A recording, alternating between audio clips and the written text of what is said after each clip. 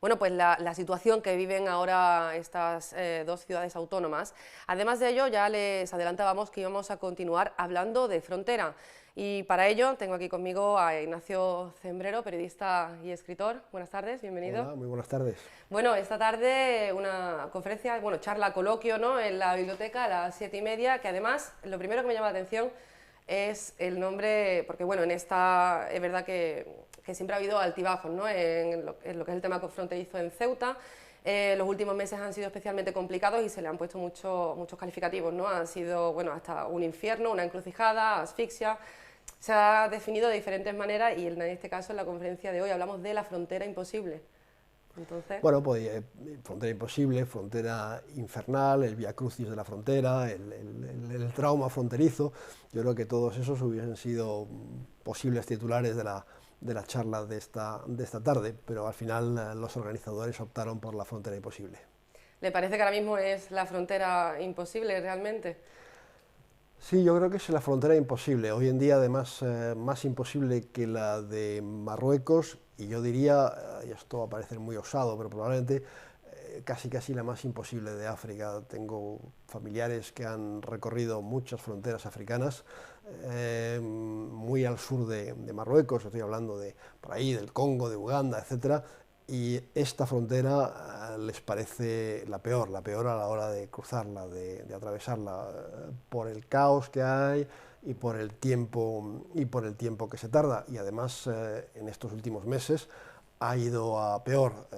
Una parte de ella, que es el Tarajal 2, ha desaparecido, y la otra pues ha ido a peor. Es decir, hay tiempos de espera de 5 horas muchas veces para cruzarla en coche, y tengo incluso testimonios de personas que han tardado 7 horas para cruzarla. Sí, bueno, ha habido momentos en los que lo hemos visto y lo hemos cubierto, lo hemos contado aquí en nuestros servicios informativos, que se tardaba 6 horas desde aquí para allá. Bueno, lo decimos así porque es el control que se lleva, como está la zona de embolsamiento que te dice el tiempo de espera, es la manera que tenemos de calcular ese tiempo, y es lo que usted dice, son hasta 6 horas, 7 horas para cruzar la frontera. En cuanto al cierre del comercio atípico, como una persona periodista y escritor que además ha estado más de 10 años, me parece, ¿no?, en el Magreb como corresponsal del país, es decir, usted es un experto en esta materia. Entonces yo no sé si el cierre que hemos tenido ahora del comercio atípico, que parece que es definitivo, por lo menos por ahora lo es, porque nadie ha dicho lo contrario, ¿le parece algo que era de esperar o...?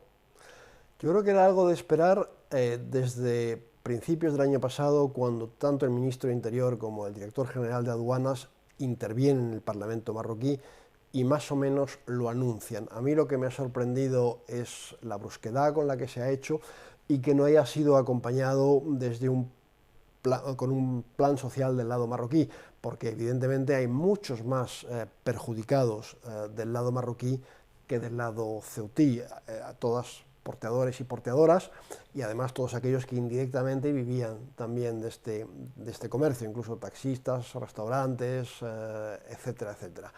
Y yo pensaba que todo eso iba a ir acompañado para atenuar el impacto de un plan social puesto en marcha en la zona por las autoridades de Marruecos, pero no ha sido así. El 7 de octubre esto se cortó y yo creo que efectivamente, como tú decías, esto es definitivo. Solo si hubiera una revuelta social en el norte, quizás podían reabrirlo, pero me da la impresión de que por ahora no ha sucedido. Hay mucho malestar, pero no hay una revuelta, y por tanto esto se va a mantener. Sí que ha habido alguna manifestación, pero bueno, quizás no a esos niveles, ¿no?, que usted indica, quizás deba ser incluso mayor, ¿no?, para que esto suceda, para que se haga algún plan para contrarrestar lo que está afectando, porque además no afecta solamente a Ceuta, afecta también, lo veíamos el otro día, afecta también a Marruecos, es decir, la zona más cercana también se está viendo afectada porque este porteo ya no existe. Afecta más a Marruecos porque es ahí donde más pérdida de empleo causa, sin lugar a dudas. Afecta a Castillejos, afecta a Rincón y afecta también a Tetuán. Sí, sí, no, efectivamente. Y yo creo que en parte ha habido muchos intentos por parte de las autoridades marroquíes de evitar cualquier tipo de manifestación, cualquier tipo de protesta, y por eso además enviaron refuerzos de antidisturbios a Tetuán, pero no han tenido que actuar porque al final las autoridades marroquíes han disuadido a los ciudadanos de la zona de que se echen a la calle para protestar por la pérdida de oportunidades de empleo. Esta tensión, ¿no? En la frontera, diferentes, bueno, ahora por ejemplo también teníamos el caso no solamente del cierre del porteo, sino también, bueno, el caso del pescado, que también ha sido la semana pasada una semana complicada. Se han dado varias circunstancias. Ahora, por ejemplo, que querían acometer las obras en la frontera, no se puede hacer porque, bueno, no se puede avanzar porque desde Marruecos no quieren abrir el Tarajal 2 para permitir ese paso alternativo de personas mientras dura la obra. En fin, se están dando ahora mismo, se están concentrando una serie de circunstancias que están haciendo que a lo mejor esto sea un momento, no sé, me parece a lo mejor único. No sé si se recuerda algo así anteriormente, si usted recuerda alguna situación como la que se vive ahora. No, yo creo que me atrevería a decir que desde la independencia de Marruecos en 1956, este es el peor momento. Ni siquiera cuando hubo mucha tensión entre España y Marruecos en los últimos años con el tema del islote de Perejil, se produjo este deterioro de la frontera y de la relación entre Ceuta y su entorno. También en Melilla ha habido algunos bloqueos en el agosto de 2010, por ejemplo, pero no tiene nada que ver, no alcanzaron el nivel al que ha llegado la situación en Ceuta, en el Tarajal, desde principios de octubre, desde que se acaba el comercio típico, y desde entonces va todo empeorando, porque no se permite a los funcionarios marroquíes pasar por Ceuta ni hacer turismo en Ceuta, porque se adopta el sellado de pasaportes, cosa que retrasa el cruce, porque no llega el pescado y porque efectivamente Marruecos no da ningún tipo de facilidad para que se puedan llevar a cabo obras en la frontera del Tarajal. ¿Y por qué cree que se da? Porque además es curioso, ¿no? Que se dé todo, básicamente cuestión de, bueno, de un par de semanas, ¿no? Se une todo.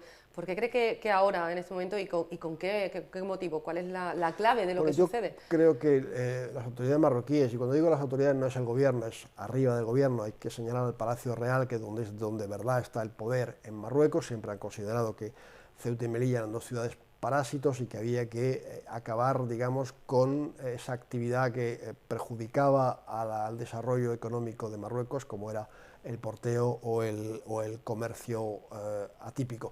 Pero van probando, van tomando medidas. En la medida en que no se produce ninguna reacción por parte del gobierno de España, pues yo creo que seguirán apretando las clavijas.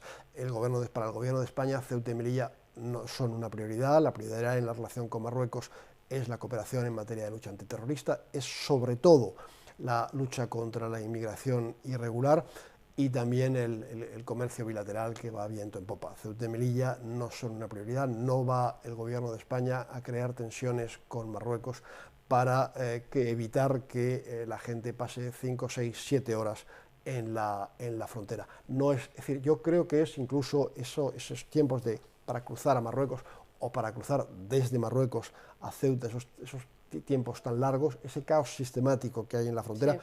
Creo que hasta cierto punto es una vulneración, no de las más graves ni muchísimo menos, pero es una vulneración de los derechos humanos. Claro, es que son muchísimas horas, bueno, aunque dice que, bueno, que no parece una prioridad. Hoy, por ejemplo, la reunión que va a mantener el presidente de la ciudad con el presidente de Melilla es para poner en común precisamente todo esto y llevarlo al gobierno de la nación para conseguir que eso, lo contrario, ¿no? que se convierta en una prioridad, porque además de ser una frontera, la frontera de aquí de Ceuta, ¿no? La frontera de España es una frontera también, al final, europea, que requiere de cierta atención. No es una frontera del todo europea, en parte porque el gobierno de Ceuta no lo ha pedido, y es que Ceuta se incorpore a la Unión Aduanera, cosa que tendría que tramitar el gobierno de España en Bruselas. No creo que le hiciera ninguna ilusión al gobierno de España tramitar esto, pero si Ceuta lo pide, difícilmente se podría resistir. Yo siempre he dicho que Ceuta lo tenía que pedir, no solo por razones económicas, que me parecen secundarias, aunque también importantes, sino sobre todo por razones políticas, para convertir esa frontera, que hoy en día es una frontera entre España y Marruecos, en una frontera entre Europa y Marruecos. Es la mejor manera de defender los intereses de Ceuta, porque a partir de ahí se puede reivindicar con mucha más fuerza que Marruecos acepte la apertura de una aduana comercial en esa frontera entre la Unión Europea y Marruecos. Marruecos es un socio privilegiado de la Unión Europea. ¿Cómo se puede negar a que la Unión Europea tenga una frontera terrestre con Marruecos? Una aduana terrestre con Marruecos. la solicitud esta de pertenecer de esta manera como frontera europea también tiene que ver con, no sé si es lo mismo o implica la eliminación de lo que es el acervo de Schengen, que hace que Ceuta y Melilla sean o son dos cosas completamente diferentes. No, son dos cosas diferentes, no tiene por qué... Una cosa no lleva a la otra. No, la Unión Aduanera es ante todo comercial y en cambio la Schengen es de seguridad, es en el ámbito de interior, en el ámbito de seguridad. No tendría por qué incorporarse al espacio Schengen Ceuta si entrase en la Unión Aduanera. Aquí veo que hay cierto debate sobre si debe o no debe incorporarse al espacio Schengen. Desde luego, si lo hiciera, la relación de Ceuta con el entorno marroquí cambiaría también bastante. Entonces, por decirlo de alguna manera, la posibilidad, ¿no?, que hay de que ahora mismo solventar un poco, al menos calmar esta situación a la que estamos llegando, sería, como usted planteaba, ¿no?, pedir esa solicitud de adhesión a la Unión Aduanera. La manera de, por lo menos, no digo resolverlo, pero aliviar los problemas sería que el Gobierno de España mostrara cierto interés por Ceuta y Melilla. Quiero recordar que en lo que va de año, desde que se ha formado el gobierno, el nuevo gobierno encabezado de nuevo por Pedro Sánchez, hay dos ministros españoles que han estado en Rabat, el ministro de Interior y la ministra de Asuntos Exteriores. Que sepamos, el tema de Ceuta y Melilla no ha sido abordado con sus interlocutores marroquíes, excepto en lo concerniente a la supresión de las concertinas en La Habaya, pero no en los problemas acuciantes que sufren ceutíes y melillenses hoy en día un poco menos, que es la frontera. Sí, así es. Además, el otro día había diferentes reacciones a esto que comentabas, a estas visitas en las que luego en la nota de prensa que se enviaba de cómo había sido el encuentro, la mención a Ceuta no pasaba de las concertinas, además de la buena colaboración en cuanto a lo que ha sido ese proceso de eliminación de las concertinas. Bueno, al margen de esta reflexión, de este análisis que estamos haciendo sobre la frontera, esta tarde, ¿qué es lo que van a poder encontrar en esta charla? Entiendo pues que algo muy parecido a lo que estamos primero, comentando, para mí ¿no? es un gran honor que los ceutíes me inviten a hablar de sus problemas. Cuando yo no soy residente en Ceuta, aunque es verdad que muestro gran interés por esta ciudad como por la de Melilla, que me parecen ciudades singulares por muchas razones, entre otras cosas porque es el único lugar de la Unión Europea donde se da una convivencia que a grandes rasgos funciona entre dos comunidades muy distintas y muy diferentes, y espero que siga funcionando y que funcione todavía mejor. Queda camino por recorrer, pero creo que a grandes rasgos por ahora es satisfactoria. Entonces, primero es un gran honor y segundo, pues voy a intentar analizar un poco los problemas de la frontera y sugerir